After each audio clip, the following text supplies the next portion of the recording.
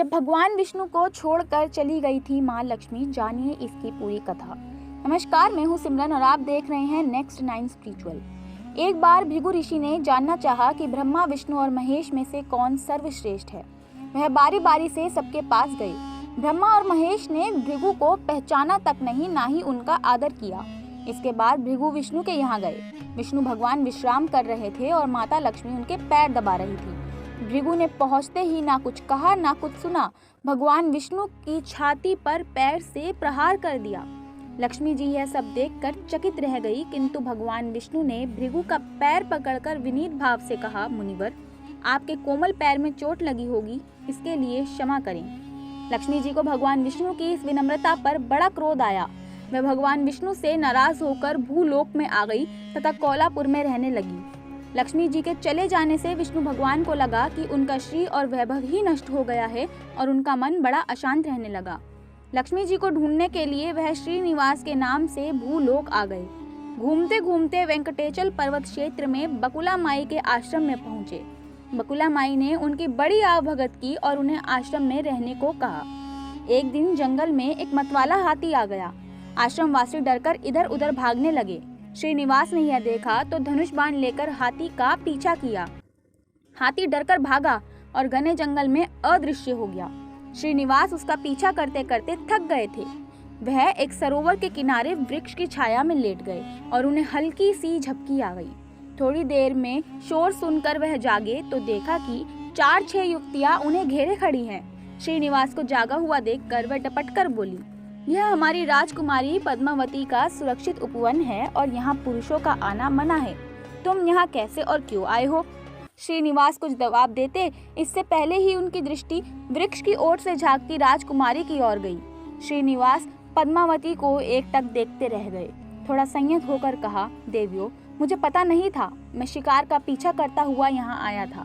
थक जाने पर मुझे नींद आ गई, इसीलिए मुझे क्षमा करें। श्रीनिवास आश्रम में लौट तो आए किंतु बड़े उदास रहने लगे। एक दिन बकुला माई ने बड़े प्यार से उनकी उदासी का कारण पूछा तो श्रीनिवास ने पद्मावती से भेंट होने की सारी कथा कह सुनाई। फिर उनसे कहा कि मैं उसके बिना नहीं रह सकता। बकुला माई बोली, ऐसा सपना मत देखो। कहाँ वह प्रतापी चौल नरेश आकाश राज की बेटी और कहाँ तुम आश्रम में पलने वाले एक कुल गोत्रहीन युवक। श्रीनिवास बोले, माँ, एक उपाय है, तुम मेरा साथ दो तो सब संभव है। बकुला माई ने श्रीनिवास का सच्चा प्यार देखकर हाँ कर दी। श्रीनिवास ज्योतिष जानने वाली औरत का वेश बनाकर राजा आकाश की राजधानी नारायणपुर पहुंचे। उसकी चर्चा सुन पद्मावती ने भी उस औरत को महल बुलाकर अपना हाथ दिखाया। राजकुमारी की हस्त रेखा को देखकर वह बोली, राजकुमारी, कुछ दिन पहले तुम्हारी बेटी की भेंट एक सुरक्षित उद्यान में किसी युवक से हुई थी। तुम दोनों की दृष्टि मिली थी। उसी युवक से तुम्हारी बेटी का विवाह का योग बनता है। पद्मावती की माँ धरना देवी ने पूछा, यह कैसे हो सकता है? ज्योतिष औरत बोली, ऐसा ही योग है। ग्रह कहते हैं कोई औरत अपने बेटे के लिए आपकी बेटी का हाथ स्वयं मांगने आएगी। 2 दिन बाद सचमुच ही बकुला माई एक तपस्विनी के वेश में राजमहल आई। उसने अपने युवा बेटे के साथ पद्मावती के विवाह की चर्चा की। राजा आकाश ने बकुला माई को पहचान लिया। उन्होंने पूछा, वह युवक कौन है? बकुला माई बोली, उसका नाम श्रीनिवास है। वह चंद्रवंश में पैदा हुआ है, मेरे आश्रम में रह रहा है और मुझे माँ की तरह मानता है। राजा आकाश ने कुछ सोच समझकर उत्तर देने के लिए कहा। बकुला माई के चले जाने पर आकाश ने राजपुरोहित को बुलाकर सारी बात कही। राजपुरोहित ने गणना की, फिर सहमति देते हुए कहा, महाराज, श्रीनिवास में विष्णु जैसा गुण है। लक्ष्मी जैसी आपकी बेटी के लिए वह बड़ा सुयोग्य है। राजा आकाश ने तुरंत बकुला माई को यहाँ अपनी स्वीकृति के साथ विवाह की लग्न पत्रिका भेज दी। बकुला माई ने सुना तो वह चिंतित हो उठी। श्रीनिवास से बोली, बेटा, अब तक तो विवाह की ही चिंता थी, अब पैसे न होने की चिंता है। मैं वराह स्वामी के पास जाती हूँ, उनसे पूछती हूँ कि क्या किया जाए।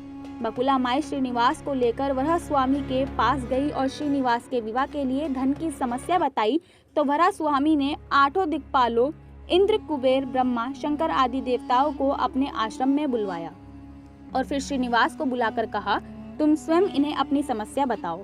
श्रीनिवास ने देवताओं से कहा, मैं चौल नरेश राजा आकाश की बेटी पद्मावती से विवाह करना चाहता हूँ। मेरी हैसियत राजा के अनुरूप नहीं है, मेरे पास धन नहीं है, मैं क्या करूं? इंद्र ने कुबेर से कहा, कुबेर, इस काम के लिए तुम श्रीनिवास को ऋण दे दो। कुबेर ने कहा, ऋण तो मैं दे दूंगा, पर उसे यह वापस कब तक और कैसे करेंगे, इसका निर्णय होना चाहिए। श्रीनिवास बोले, इसकी चिंता मत कीजिए, कलयुग के अंत तक मैं सब ऋण चुका दूंगा। कुबेर ने यह बात स्वीकार कर ली। सब देवताओं की साक्षी मैं श्रीनिवास के ऋण पत्र पर लिख दिया। इस धन से श्रीनिवास और पद्मावती का विवाह बड़ी धूमधाम से हुआ। तभी नारद ने कोलापुर जाकर लक्ष्मी को बताया, विष्णु ने श्रीनिवास के रूप में पद्मावती से विवाह कर लिया है। दोनों वेंकटाचल पर्वत पर रह रहे हैं। यह सुनकर लक्ष्मी को बड़ा दुख हुआ। वह सीधे वेंकटाचलम पहुंची। विष्णु जी की सेवा में एवं लगी पद्मावती को भला बुरा कहने लगी। श्रीनिवास, विष्णु रूप मेरे पति हैं, तूने इनके साथ विवाह क्यों किया? दोनों ने वाक युद्ध होने लगा तो श्रीनिवास को बड़ा दुख हुआ। वह पीछे हटे और पत्थर की मूर्ति के रूप में बदल गए। जब दोनों देवियों ने यह देखा तो उन्हें बड़ा दुख हुआ कि श्रीनिवास तो अब किसी के नहीं रहे। इतने में शिला विग्रह से आवाज आई, देवियों, मैं इस स्थान पर वेंकटेश्वर स्वामी के नाम से अपने भक्तों का अभिष्ट पूरा करता रहूंगा। उनसे प्राप्त चढ़ावे के धन के द्वारा कुबेर के कर्ज का ब्याज चुकाता रहूंगा, इसलिए तुम दोनों मेरे लिए आपस में झगड़ा मत करो। यह वाणी सुनते ही लक्ष्मी जी और पद्मावती जी दोनों ने सिर झुका लिया। लक्ष्मी कोलापुर आकर महालक्ष्मी के रूप में प्रतिष्ठित हो गई और पद्मावती तिरुनाचुर में शिला विग्रह हो गई। आज भी तिरुपति क्षेत्र में तिरुमला पहाड़ी पर भगवान वेंकटेश्वर स्वामी के दर्शन हेतु भक्तगणों में इसी भाव से शुल्क दिया जाता है। उनकी पूजा पुष्प मिष्टान आदि से ना होकर धन द्रव्य से होती है। इसी धन से भगवान श्री कृष्ण वेंकटेश्वर स्वामी कुबेर का कर्ज चुका रहे हैं। ऐसे ही अन्य खबरों के लिए सब्सक्राइब कीजिए हमारे YouTube चैनल नेक्स्ट 9 स्पिरिचुअल को।